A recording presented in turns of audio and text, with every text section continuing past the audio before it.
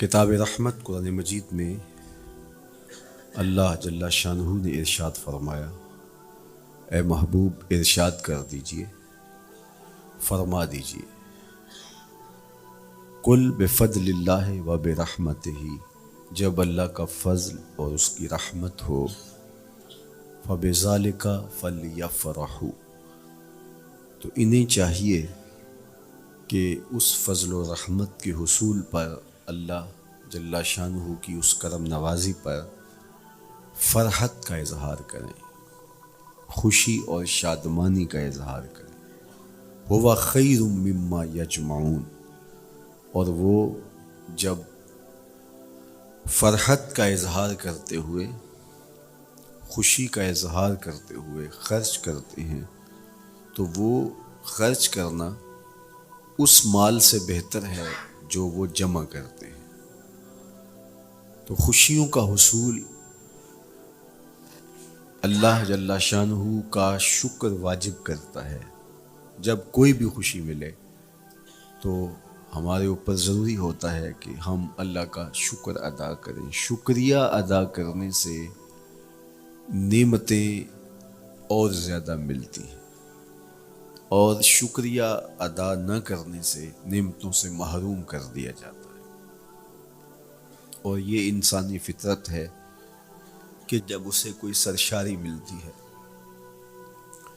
جب اسے کوئی نعمت، رحمت یا راحت پہنچتی ہے تو وہ اس پر خوش ہوتا ہے۔ قرآن مجید میں ایک مقام پہ فرمایا، وَإِذَا أَذَقْنَا الْإِنسَانَ مِنَّا رَحْمَةً فَرِحَ بِهَا، جب انسان کو ہماری جانب سے کوئی رحمت ملتی ہے تو وہ اس پہ خوش ہو جاتا ہے۔ آپ ایک چھوٹے سے بچے کی گال سہلائیں، اس کو ٹافی دیں، اس کے سر پہ شفقت سے ہاتھ رکھیں تو اس کا چہرہ کھل کے گلاب ہو جاتا ہے۔ ٹھٹھرتے ہوئے ماحول میں کسی کو روک کے گرم چائے پلا دیں تو اس کی طبیعت میں سرشاری آ جائے گی اور وہ آپ کا شکر گزار رہے گا۔ تو یہ انسانی فطرت ہے، اس میں مسلمان ہونا بھی ضروری نہیں ہے کہ کسی بھی شخص کو آپ کوئی شے عطا کرتے ہیں، اسے کوئی خوشی دے دیتے ہیں تو وہ اس سے بہت زیادہ سرشار ہوتا ہے۔ رحمتم منا، جو لفظ قرآن نے بیان کیے وہ ہے رحمتم منا، یعنی ہماری جانب سے اسے کوئی رحمت ملے۔ رحمتن نکرہ ہے یہاں، کوئی رحمت ملے، عام سی رحمت ملے، فرح بہا، تو اس رحمت کے ملنے پر وہ خوش ہو جاتا ہے۔ آپ کی اگر توجہ ہو تو رحمت ملنے پہ وہ خوش ہو جاتا ہے، اور اگر رحمت للعالمین مل جائیں تو پھر اس کی خوشی کا عالم کیا ہو، پھر اس کی مسرت کی کیفیت کیا ہو۔ یہ بات ذہن میں رکھیے کہ حضور کی آمد پر مسرت کا اظہار کرنا، خوشی کا اظہار کرنا، اس میں تو کوئی اختلاف نہیں ہے۔ امت کا کوئی بھی طبقہ اس کا انکار نہیں کرتا کہ یہ خوشی کی بات نہیں ہے، خوشی کی بات ہے۔ ہر دور میں اور ہر علاقے کے اپنے اظہار کے سلیقے ہوتے ہیں اور طریقے ہوتے ہیں۔ اگر وہ شریعت کے مزاج سے متصادم نہ ہوں تو ان کو اختیار کرنے میں کوئی حرج نہیں ہے۔ پھر مرور زمانہ کے ساتھ بدلتے ہوئے تقاضے ہوتے ہیں۔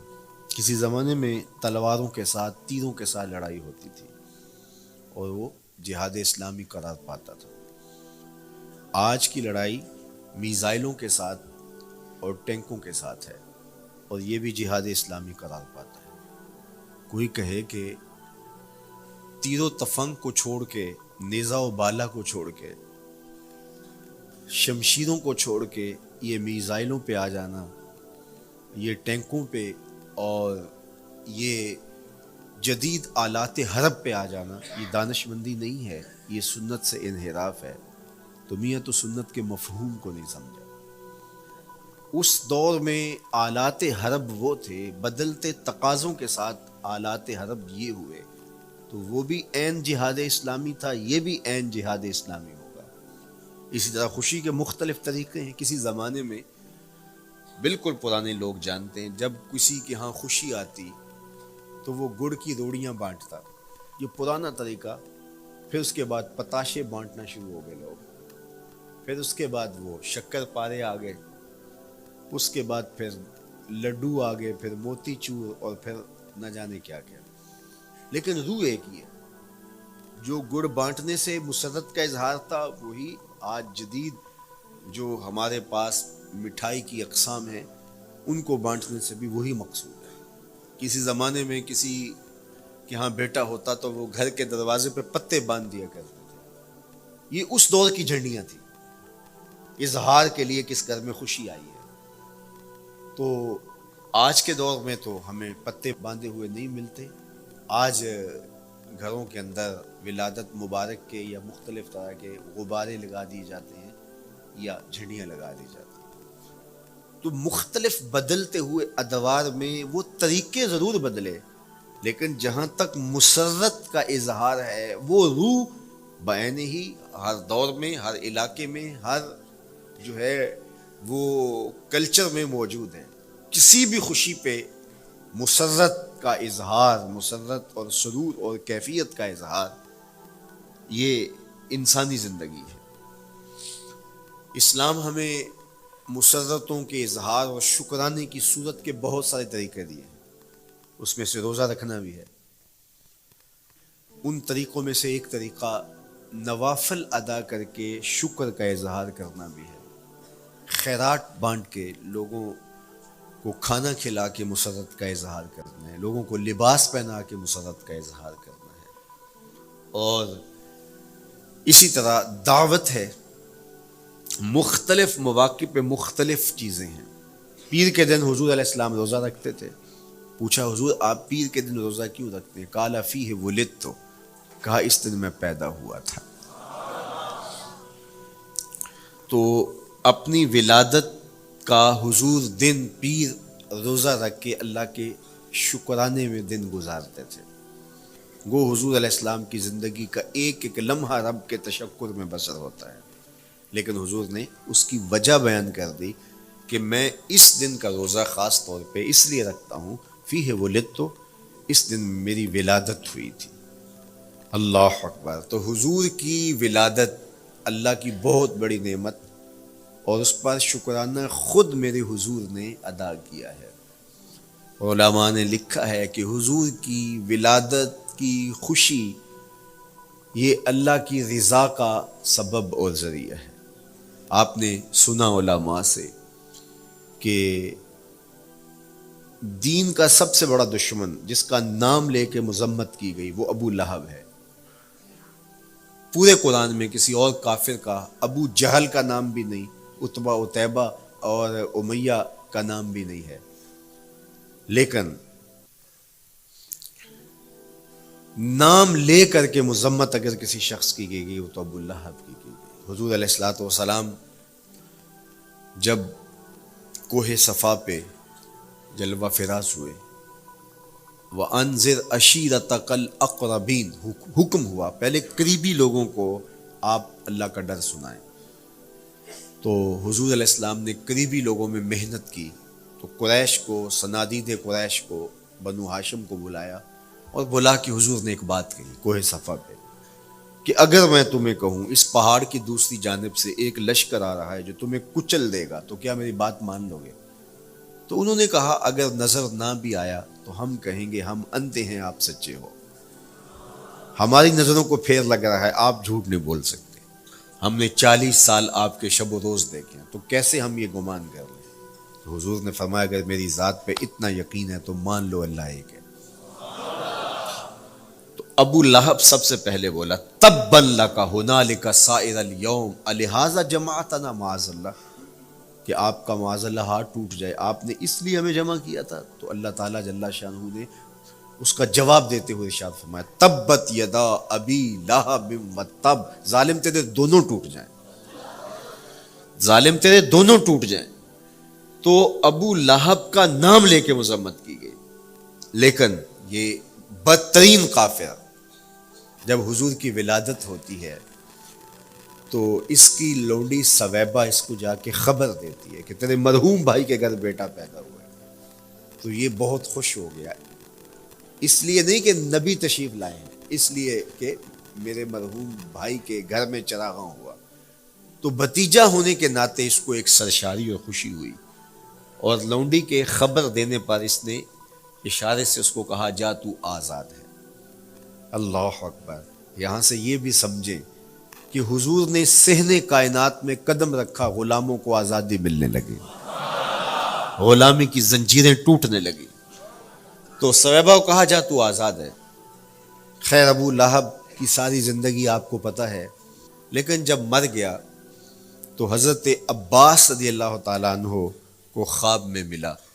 انہوں نے کہا سنا کیسی بیت رہی ہے؟ اس نے کہا سخت مشکل میں، ڈاڈی تکلیف ہے، حضور کی مخالفت بڑی مہنگی پڑی، لیکن اتنا ہے کہ جب پیر کا دن آتا ہے، جس انگلی سے اشارہ کر کے لونڈی کو آزاد کیا تھا اس سے ٹھنڈا اور میٹھا مشروب بھی ملتا ہے، اور عذاب میں بھی کچھ کمی ہوتی ہے۔ شارع مسلم امام نووی کے استاد امام ابو شامہ، جو بہت بڑا نام ہے حدیث میں، وہ فرماتے ہیں جب ایک کافر کو حضور کو نبی سمجھ کے نہیں بھتیجا سمجھ کے خوشی کرنے کا بھی صلہ ملتا ہے، تو ایک مومن جو حضور کا غلام ہے اور حضور کو امام اور مقتدا اور نبی رسول اور محبوب سمجھ کے خوشیاں کرتا ہے، اس کو اللہ کتنا کچھ عطا کرے گا۔ دوستاں را کجا کنی محروم، تو کے بعد دشمنہ نظر داری۔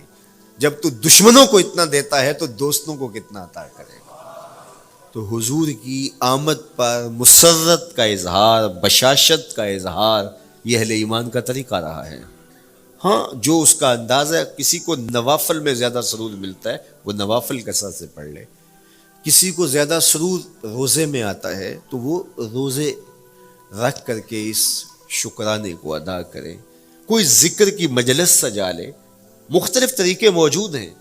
حضور علیہ السلام تشریف لائے، صحابہ بیٹھے ہوئے تھے، صحیح مسلم میں روایت ہے، سنن نسائی میں ہے، اور بھی کتب حدیث میں۔ محفل بپا تھی تو حضور نے آ کہا ما اجلسکم، کیوں بیٹھے ہوئے ہو؟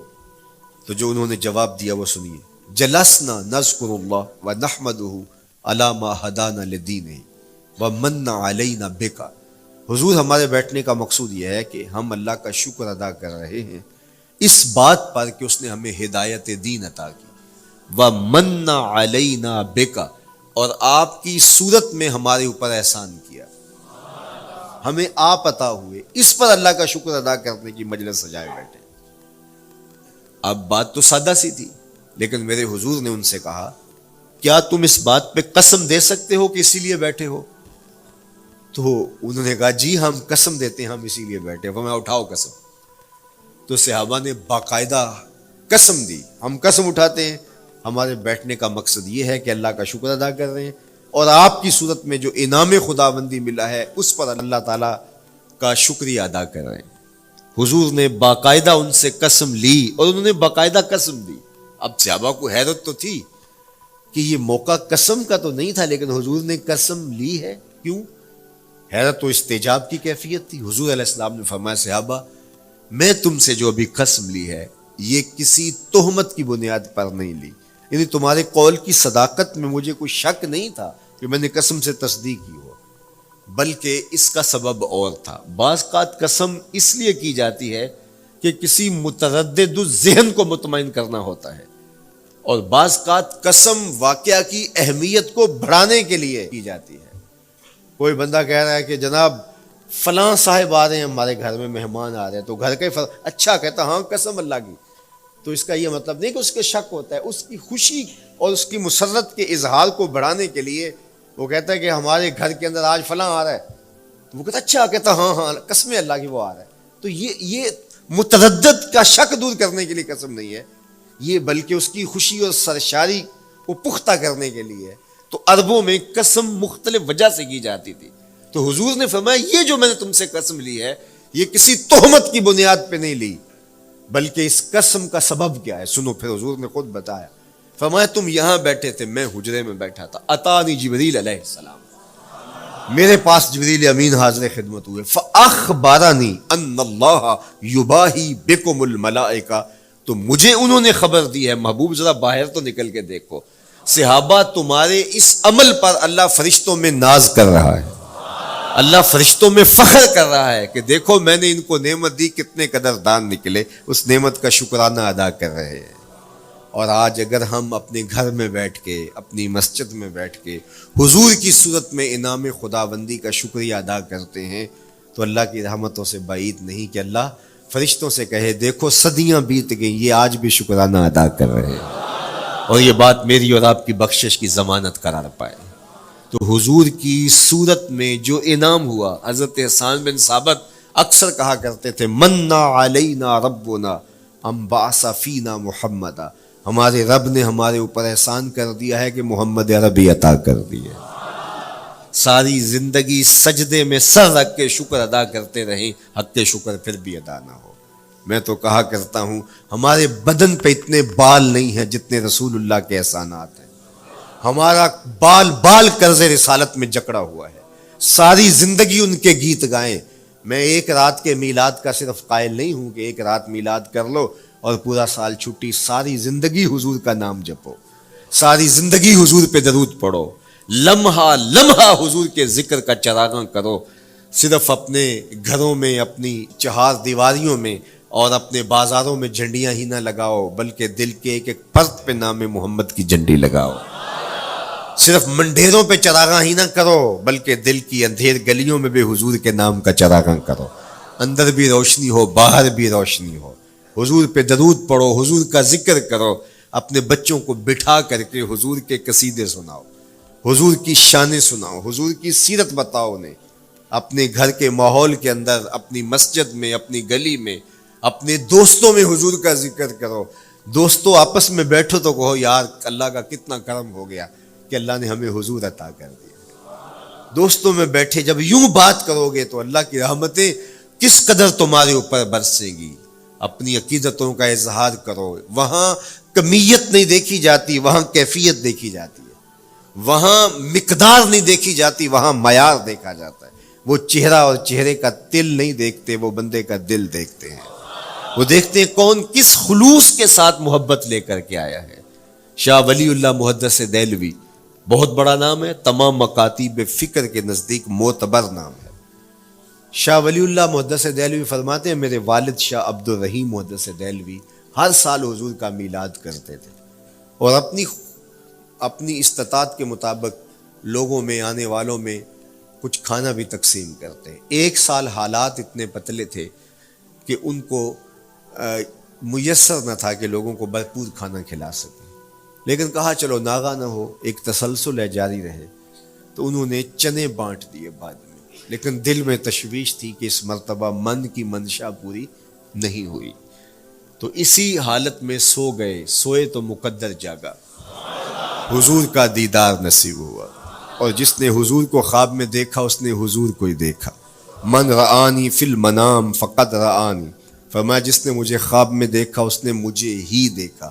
فإن الشیطان لا یتمثل بی، شیطان میری مثل ہو ہی نہیں سکتا، خواب میں آ کر بھی حضور کی مثل ہونے کا دعویٰ نہیں کر سکتا، جس نے مجھے دیکھا اس نے مجھے ہی دیکھا۔ اور دوسری بات، حضور جس کے خواب میں آئے قصد، ارادے اور مرضی سے آئے۔ تیسری بات، حضور علیہ الصلوۃ والسلام نے خواب میں کسی کو کچھ عطا کیا تو وہ حقیقت میں عطا کیا۔ ویسے میں خواب میں کسی سے کچھ لیتا ہوں، آپ خواب میں کسی سے کچھ لیتے ہیں یا کسی کو کچھ دیتے ہیں تو وہ محض خواب ہوتا ہے۔ آپ نے کسی سے قرض لینا ہو تو وہ خواب میں آ کے ادا کر دے تو صبح اٹھ کے کھاتے سے نام کاٹ دیں گے؟ آپ کہیں گے خواب میں ادا کیا، بھوک میں تڑپتے سو گئے، رات عالی نسب ہوٹل سے کھانا کھاتے رہے، صبح بھوک محسوس کریں گے یا نہیں؟ خواب میں کھایا ہے نا۔ وہ کیا کسی نے کہا 100 بار میرے ہاتھوں میں تیرا دامن آیا، جب آنکھ کھلی تو اپنا ہی گرے باں تھا۔ کچھ نہیں ہوتا، خواب محض خواب ہوتا ہے۔ لیکن اگر حضور کسی کو خواب میں کچھ عطا کرے، امام بوصیری سے پوچھو، رات چادر ملتی ہے، صبح اٹھتے ہیں کندھوں پہ موجود ہوتی ہے۔ حضور عطا کرتے ہیں تو حقیقت میں عطا کرتے ہیں۔ امام سخاوی نے القول البدیع میں لکھا ہے، ایک شخص حضور کے روضے پہ کھڑا ہے اور کیا کہتا ہے؟ آنا ضیفوں کا، میں آپ کا مہمان ہوں اور آپ کے ہوتے ہوئے کسی اور در پہ تو نہیں جانا۔ آقا جی میں تیرا ہو کے خیر منگاں در در دا، مریل کتا کیوں اخواواں ایڈے بختاں وردا۔ جب میں تیری چوکھٹ پہ ہوں تو کسی اور سے کیوں مانگوں؟ اور میرے امام بولے کون دیتا ہے دینے کو منہ چاہیے، دینے والا ہے سچا ہمارا۔ کوئی جھولی میں چند ٹکڑے ڈال بھی دے تو ساری زندگی جتلائے گا۔ اللہ اکبر۔ عارف عبد المتین نے تو قلم توڑ دیا نا۔ اور جتنے بھی سہارے ہیں سبک کرتے ہیں، عزت نفس بڑھاتا ہے سہارا تیرا۔ ہر آسرا کمزور کرتا ہے لیکن نبی کا آسرا سر بلند کرتا ہے۔ کسی چودھری کا، خان وڈیرے کا مانگت سر اٹھا کے چل سکتے کہ میں فلاں کا مانگت ہوتا ہوں اور جس کو خیرات مدینے کی گلی سے ملی ہو؟ اسی لیے میرے امام نے مشورہ دیا، ٹھوکریں کھاتے پھرو گے ان کے در پہ پڑ رہو۔ قافلہ تو اے رضا اول گیا آخر گیا۔ وہ کھڑا ہی حضور کے روضے پہ کیا کہتا ہے؟ انا ضیفوں کا، میں آپ کا مہمان ہوں اور آپ کے ہوتے کسی اور در پہ جاؤں؟ اللہ اکبر۔ یہ کہتے کہتے آنکھ لگ گئی۔ حضور خواب میں تشریف لائے، دائیں ہاتھ میں روٹی تھی، عطا کرتے ہوئے میں خذ لے لے۔ کہتا میں نے خواب میں کھانا شروع کر دی، ابھی آدھی روٹی کھائی تھی، پوری روٹی نہیں کھائی تھی، آدھی روٹی کھائی تھی کہ میری آنکھ کھل گئی۔ جب آنکھ کھلی تو دوسرا آدھا ٹکڑا میرے ہاتھ میں موجود تھا۔ وہ دیتے ہیں تو حقیقت میں دیتے ہیں۔ تو شاہ ولی اللہ محدث دہلوی فرماتے ہیں کہ میرے والد شاہ عبد الرحیم محدث دہلوی نے خواب میں حضور کو دیکھا، اور چونکہ دن یہ عمل گزرا تھا اور کہ مہمانوں کو خاطر خواہ تواضع نہیں کر سکا تھا، تو حضور کے سامنے انواع اقسام کی چیزیں پڑی ہیں، ان میں میرے والے چنے بھی موجود ہیں اور ان کے ساتھ شفقت فرما رہے ہیں۔ تو یہاں معیار دیکھا جاتا ہے، مقدار نہیں دیکھی جاتی، یہاں کمیت نہیں دیکھی جاتی، کیفیت دیکھی جاتی ہے۔ یہاں چہرے اور چہرے کا تل نہیں دیکھا جاتا، یہاں آنے والے کا دل دیکھا جاتا۔ یار چہرہ تو چمکدار تھا، اسی لیے ابو لہب کہتے ہیں نا شعلے کی طرح چمکتا ہوا، لیکن جہنم کا ایندھن بنا، اور کالے رنگ والا، ہونٹ موٹے ہیں، لیکن کعبے کی چھت میں کھڑا اذان دے رہا ہے۔ اذان ازل سے تیرے عشق کا ترانہ بنی، نماز تو اس کی دید کا ایک بہانہ بنی، ادائے دید سراپا نیاز تھی تیری، کسی کو دیکھتے رہنا نماز تھی تیری۔ تو عقیدتوں کے رنگ اور محبتوں کے رنگ حضور علیہ السلام کے ساتھ جب کوئی پیش کرتا ہے تو رائے گانی جاتی۔ یہ وفاداروں کا در ہے، یہاں بے وفائی کا تصور ہی نہیں ہے۔ وہ ہاتھ پکڑتے ہیں تو پھر چھوڑتے نہیں ہیں، اس لیے ان سے محبت کا ربط قائم کیجیے، اپنی اولادوں کو حضور کا پیار سکھائیے، اپنے گھروں میں میلاد کیجیے۔ لازم نہیں ہے کسی عالم دین کو بلاؤ، آپ اپنے گھروں میں حضور علیہ السلام پر درود پڑھیے گا، بچوں کو بٹھائیے گا اور حضور کی سیرت کا کوئی واقعہ ان کو سنائیے گا۔ صحابہ اپنے بچوں کو بٹھا کر کے حضور کی سیرت بتایا کرتے تھے، حضور کا نقشہ بتایا کرتے تھے، حضور کے شمائل ذکر کیا کرتے تھے، اور کوئی صحابی ملتا تو تابعین جمع ہو جایا کرتے تھے اور اسے پوچھتے تھے اچھا بتاؤ حضور کی صورت کیسی تھی، زلفیں کیسی تھی۔ یہی میلاد ہے نا۔ میلاد میں حضور کے فضائل کا ذکر ہوتا ہے، شمائل کا ذکر ہوتا ہے، خصائل کا ذکر ہوتا ہے، اور موسم حج کا ہے۔ ایک اونچے ٹیلے پہ حضرت سیدنا ابو طفیل چڑھ گئے، یہ آخری صحابی ہیں، اس کے بعد کوئی صحابی نہیں، آخر میں سب سے آخر میں فوت ہوئے 110 ہجری میں، حضور کے وصال کے 100 سال بعد تک زندہ رہے۔ اونچے ٹیلے پہ چڑھ گئے اور لوگوں کو کہا لوگوں آؤ، اس وقت روئے زمین پہ میرے علاوہ کوئی نہیں جس نے حضور کو دیکھا، بس انہی آنکھوں نے حضور کو دیکھا ہے۔ کیا ناز ہے۔ میرے ایک استاد ہوتے تھے سر محمد علی حاشر، اللہ ان کی قبر پہ رحمت نازل کرے، تو وہ بڑے بڑے مشاہیر اہل سخن سے ملے تھے تو وہ بات کرتے تھے۔ میں مولانا ظفر علی خان کا مصاحب رہا ہوں، میں نے اقبال کو دیکھا ہے، داغ دہلوی نے اپنے شاگردوں سے کہا تھا آنے والی صدیاں تم پہ ناز کریں گی، اے لوگو تم نے داغ کو دیکھا، تم نے داغ سے باتیں کی ہیں۔ یار جس نے داغ دہلوی کو دیکھا ہے وہ تو ناز کریں، جس نے اقبال کو دیکھا ہے وہ تو فخر کریں، جو مشاہیر اہل سخن کے پاس بیٹھتا رہا ہے وہ تو فخر کریں، اور جس کی آنکھوں نے جمال محمد عربی دیکھا ہے وہ اپنے مقدر پہ ناز کیوں نہ کریں۔ تو کہا لوگوں آؤ، اس وقت روئے زمین پہ میرے علاوہ کوئی نہیں جس نے حضور کو دیکھا ہو، آؤ مجھ سے حضور کی باتیں سنو۔ لوگ جمع ہو گئے اور کہا صف لنا رسول اللہ، تم نے حضور کو دیکھا ہے تو بتاؤ حضور کیسے تھے۔ تو حضرت ابو طفیل نے 3 لفظوں میں حضور کا حلیہ بیان کیا، یاد کر لو۔ حضرت ابو طفیل نے کہا کان رسول اللہ صلی اللہ علیہ وسلم ابیض ملیحا مقصدا، ایک تو چٹے رنگ کے تھے، ایک تو حضور کا رنگ گورا تھا، دوسری بات ملیحن حضور کا حسن نمکین تھا، اور تیسرا مقصدا حضور متوازن تھے، نہ قد لمبا نہ قد پست، سوا صدر والبطن سینہ اور پیٹ برابر، لیسا بالطویل الممغط ولا بالکثیر المتردد، نہ پست کے عجیب دکھائی دیں نہ اتنے لمبے کے عجیب لگے بلکہ درمیانہ قد، لیکن اذا جامع القوم غامرہم، سن لو حضور کا قد تو درمیانہ تھا لیکن جب لوگوں کے درمیان چلتے حضور کے کندھے لوگوں کے سروں سے اونچے دکھائی دیتے۔ یہ اللہ نے شان دی اپنے محبوب، مکھ چند بدر شاہ شانی، متھے چمک دی لاٹ، کالی زلف تے اکھ مستانی،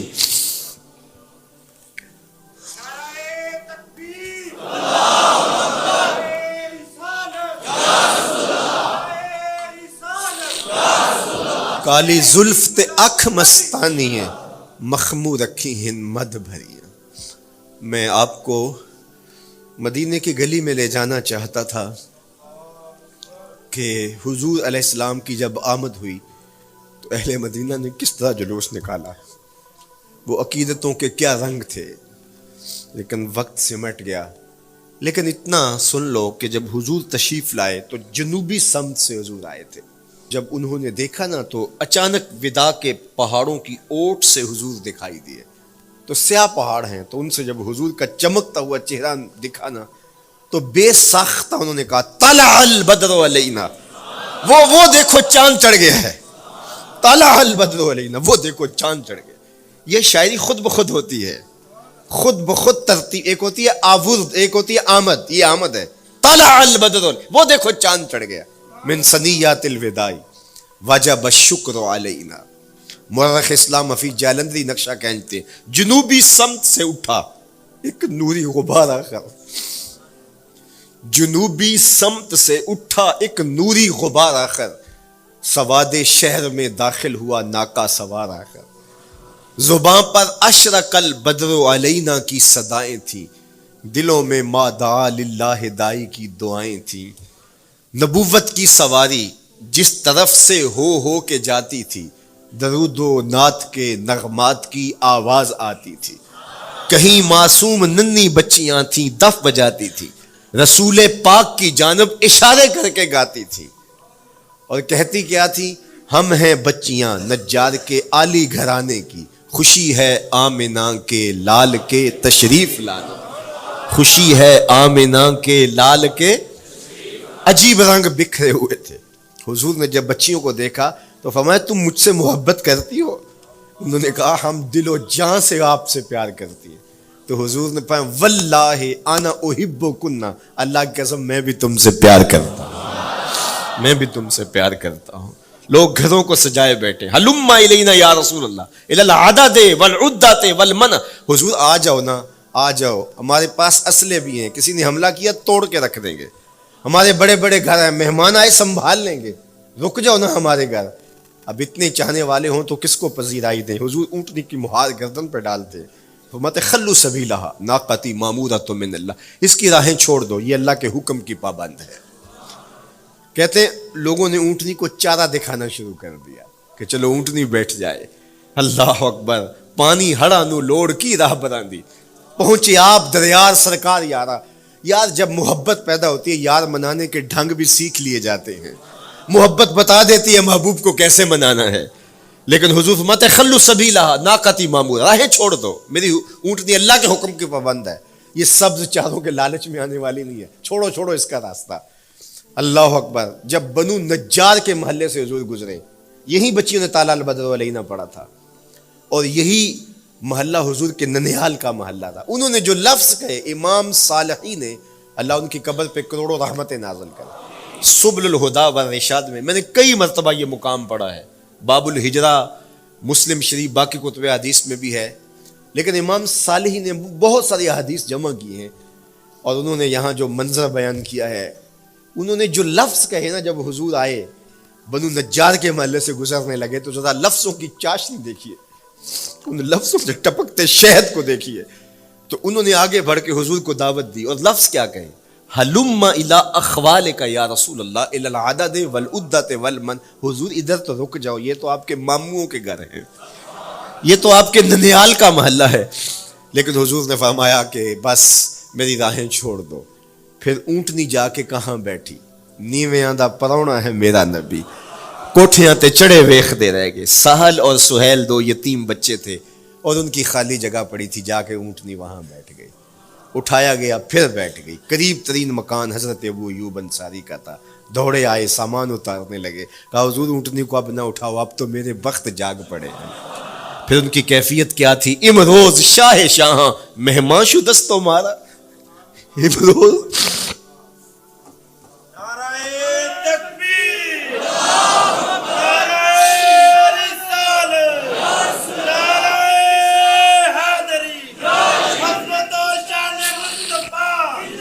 امروز شاہ شاہاں مہمان شدست مارا, جبریل با ملائک درباں شدست مارا. وہ کہتے ہیں آج شاہوں کا شاہ میرے گھر کا پرونا بن گیا ہے. یہ ابو ایوب انصاری کے جذبات ہیں. آج شاہوں کا شاہ, آج خسرو حسینہ ماہ نازنینہ, آج امام الانبیاء میرے گھر کا پرونا بنا ہے. کہاں میں کہاں نکہتے گل, باد صبا تیری مہربانی. کبھی اونٹنی کے پاؤں چوم رہے ہیں, تیرے وقت کے تو میرے گھر تک لے آئی. تو کہا امروز شاہ شاہاں مہمان شدست مارا, آج شاہوں کا شاہ میرے گھر کا مہمان ہے. پھر آگے کیا کہتے ہیں؟ جبریل با ملائک درباں شدست مارا. لوگوں جبریل کو دیکھو, آج میرے گھر کا پہرا دے رہا ہے, آج میرے گھر کا چوکی دار بنا ہوا ہے, کیونکہ میرے گھر میں حضور ٹھہرے ہوئے ہیں. تو کیا حضور کی آمد کا جلوس تھا یار. صحابہ نے جو حضور کے آمد کا جلوس نکالا, ہم تو وہ رنگ پیش نہیں کر سکتے. لیکن میں آپ کو کہوں گا درود پڑھتے ہوئے آج جلوس میں شامل ہوں, حضور کے ذکر سے سرشار ہو کے جلوس میں شامل ہوں, اور پورے نظم کے ساتھ. اگر آپ کے جلوس میں کوئی کسی کی گاڑی گھس بھی آتی ہے, اس کو پیار دینا, اس کو راستہ دینا, اور اس کو حضور کی رحمت کا احساس ہو کہ یہ رحمت کو ماننے والے لوگ ہیں, اور حضور پہ درود پڑھتے رہنا, عقیدتوں کے رنگ میں رہنا. امید ہے کہ جس طرح حضور نے ان بچیوں سے کہا جو حضور کے جلوس میں شامل تھیں کہ کیا تم مجھ سے محبت کرتی ہو, تو انہوں نے کہا جی جی, ہم اسی لیے تو آپ کے قصیدے پڑھ رہی ہیں. تو حضور نے فرمایا واللہ میں بھی آپ سے محبت کرتا ہوں. تو ہو سکتا ہے حضور ہمیں فرمائے میرے میلاد کے جلوس میں آنے والوں میں بھی تم سے محبت کرتا ہوں. اللہ آپ کو سلامت رکھے. وآخر دعوانا ان الحمدللہ.